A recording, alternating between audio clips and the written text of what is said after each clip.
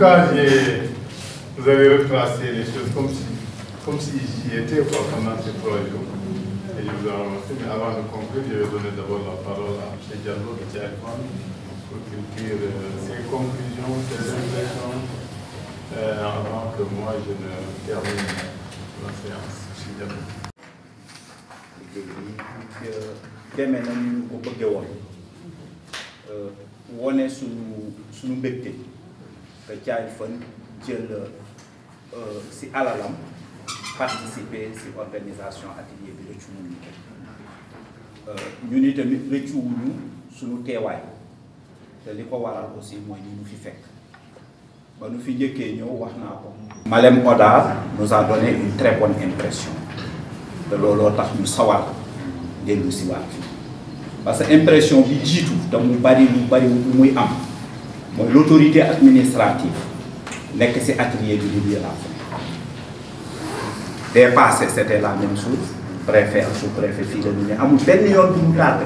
amul benn yoon bu mu absent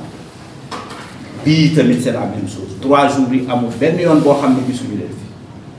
loolu defe naa ne lu raar la loolu dafa bari lu muy tekki kon day sawarloo nit parce que man bari naa lu may wax ne fëpp mënuñu fa dem fëpp la am jafe-jafe waaye su boobaa da ngay tànn xam nga ñan ngay tànn ki nga xam ne dafa taxaw waaye ki tëdd dañ ko fay bàyyi ki neex a àndal mooy ki taxaw xëj na xamul fi muy jaar xëj na amul moyen yu mu demee nga jox ko loxo ngeen ànd leen waaye ki nga xam ne dafa tëdd soo ko buggee balaa nga koy yëkkati rek problème am te Malem Hodar gis nañu ne Malem Hodar est debout à travers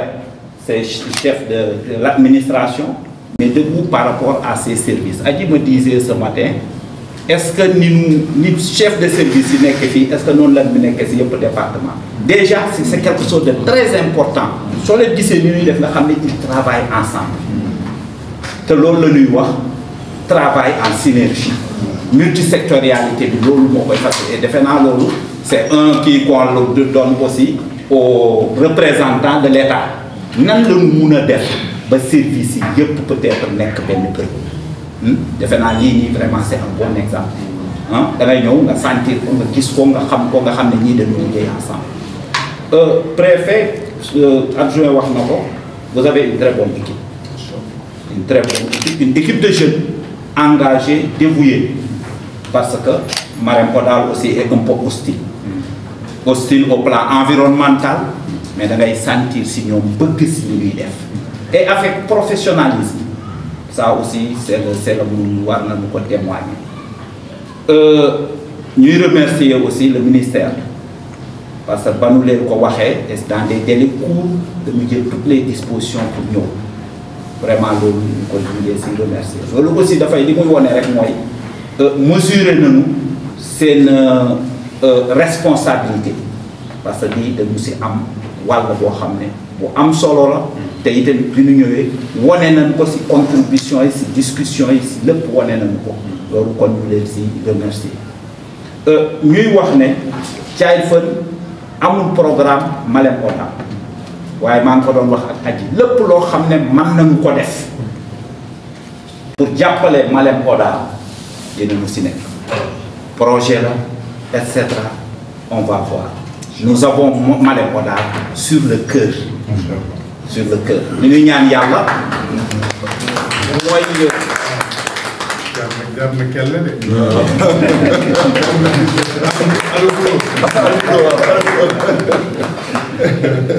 donc et puis kër souvent c'est à l'image du patron borom kër gi kër nu mu mel xoolee ko sa borom kër parce que fii nii kër gi ni mu mel autorité bi moo ko njëkk a wane ñëpp topp si loolu li ñu ñaan yàlla parce que kenn ku fi nekk rek note moo la fi andi note moo la fiy jëlee parce que dañuy liggéey ñu bari waaye bari na nga teg dara ba mu taxaw ka fa nekkoon porté ko dem lépp daanu si suuf parce que kay ñëw moo tax ñuy ñaan yàlla bés boo leen fiy jóge parce que tôt ou tard day am kenn ñu si dara te ñuy ñaan yàlla mu amee si anam yoo xam ne ay garaat yu yokku lay doon su keneen ñëwee kooku aussi mun a teg tànkam si loolu feneen bi ñuy waxee mooy ki nga xam ne mooy point focal institutionnel CDPE je crois ça doit être action sociale développement communautaire ñoo mun a jàppale aussi le CDPE ñu jouer correctement le rôle jàppale le président du CDPE bi dox CDPE bi fonctionner ñu jël CDPE bi def ko exemple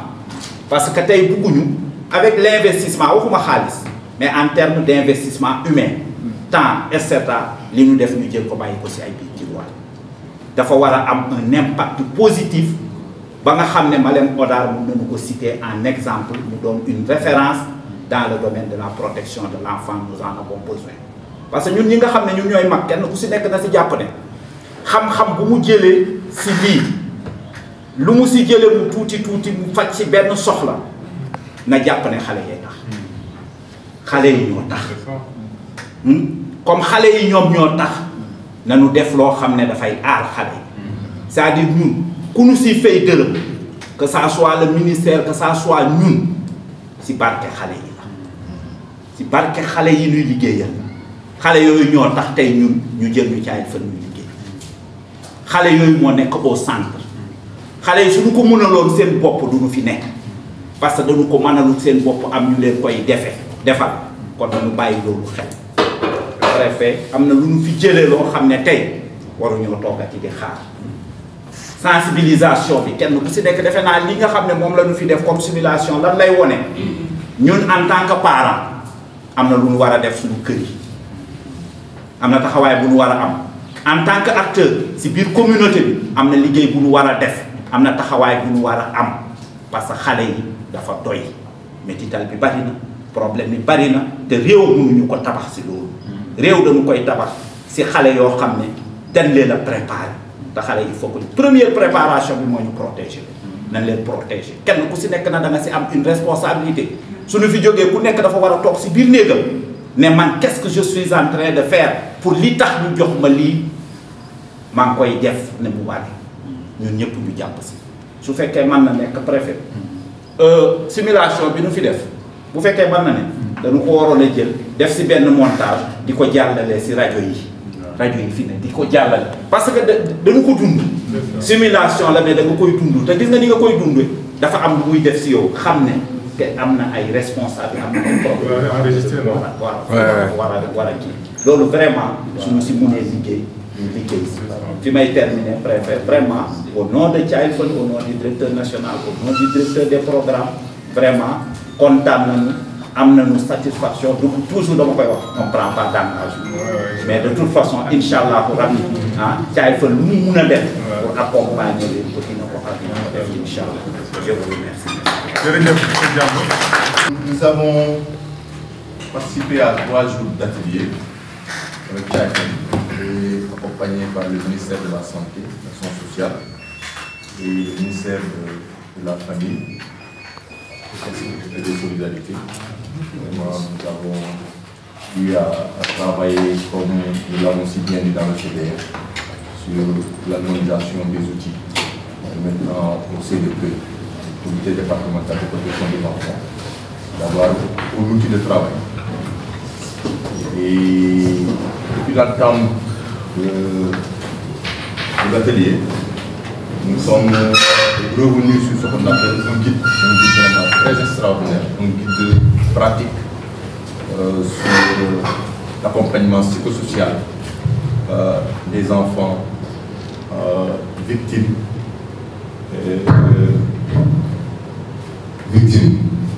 Donc nous l'avons projeté, nous l'avons exploité. Ça a été comme si nous avons démarré l'atelier de formation par un renforcement de capacité. Dans le cadre d'abord d'exercice, qu'est-ce qu'un accompagnement psychosocial avec cette clarification de concepts et des explications sur la méthode de la procédure d'accompagnement. Ça a permis à l'assistance d'avoir un aperçu sur le travail qui est demandé par le sectoriel devant un cas. Ensuite, nous avons exploité le PDR et et la note méthodologique qui nous a permis de répondre à une certaine question soulevée par les facilitateurs qui ont permis de faire l'état des lieux des outils qui sont utilisés par les chefs de service qui ont en charge un accompagnement dans le cadre des enfants. Nous avons démarré par presque 5 services, à savoir l'action sociale, le développement communautaire, la famille, la santé. Chacun à ce qui le concerne ont eu à présenter un outil qui leur permet de faire ce qu'on appelle le travail régulier. Après avoir écouté ces sectoriels, nous avons compris que les outils qui sont utilisés par AMO et les autres sectoriels ne peuvent pas être retouchés parce que ces outils-là leur permettent de remonter les données et que ce sont des outils qui sont planifiés au niveau national et que l'ensemble des chefs de service utilisent pour le ministère et la direction de l'UFED. Ensuite, dans les débats, il est ressorti la nécessité d'harmoniser un outil de collecte et de traitement des informations qui devrait permettre au CDPE d'avoir un instrument de gestion. Parce que depuis plusieurs temps, le CDPE n'a pas ce qu'on appelle de données. Quand nous sommes arrivés, nous avons trouvé un CDPE sans données. Et que notre mission, c'était non seulement de rendre opérationnel le CDPE, mais aussi de faire de telle sorte que tous les membres du CDPE puissent avoir un renforcement de capacité. Jaïfon nous a accompagnés dans ce sens depuis les premiers ateliers. Nous avons, au niveau de l'atelier, il est ressorti que le CDPE doit avoir une mémoire vivante. C'est à travers ces interrogations et ces questionnements que nous avons stabilisé, que nous pouvons mettre en place des outils permettant au CDPE de fonctionner. Mais quel type d'outils? Un outil léger, adapté et bien travaillé, qui correspond avec les réalités du milieu. C'est ainsi que les facilitateurs, avec l'accompagnement technique de la délégation venant du ministère, avec l'ensemble des intervenants, nous avons stabilisé la mise en œuvre de 5 outils indispensables dans l'accompagnement psychosocial des enfants. En tout cas, moi, j'ai un sentiment de satisfaction. Parce que l'une des c'est théorie, nous valons. Mise en scène, ça m'a permis de mieux comprendre ce qui m'intéresse. Je suis à l'aise. Je ne suis pas un éducateur spécialisé. Je ne suis pas un assistant social. Je suis une école. Mais ce que je fais, je me donne un aperçu. Pour que la prise en charge, c'est départ. Il faut me rassurer ko bu ma xam ne que si confidentialité bi tamit mu xam lu muy wax li seen diggante lay yem loolu tamit day tax aussi mu gën a wax lu bëri parce que bu fekkee amul rideau boobu rek day naa lu ma wax yëpp bu génnee fële dañ may créer su ma njëndee mais soo ko mayee sens nga ni nga génne lépp te man maa la rassurer affaire bi dem fenn fii la yem suñu diggante day tax mu gën a dévoiler boppam gën a génnee boppam en tout cas daal man si 3 jours yëpp 3e jour man tey man su mel ni tey laa commencé formation tey laa jàpp si résumé le comprendre naa ko wax dëgg yàlla sentiment de satisfaction.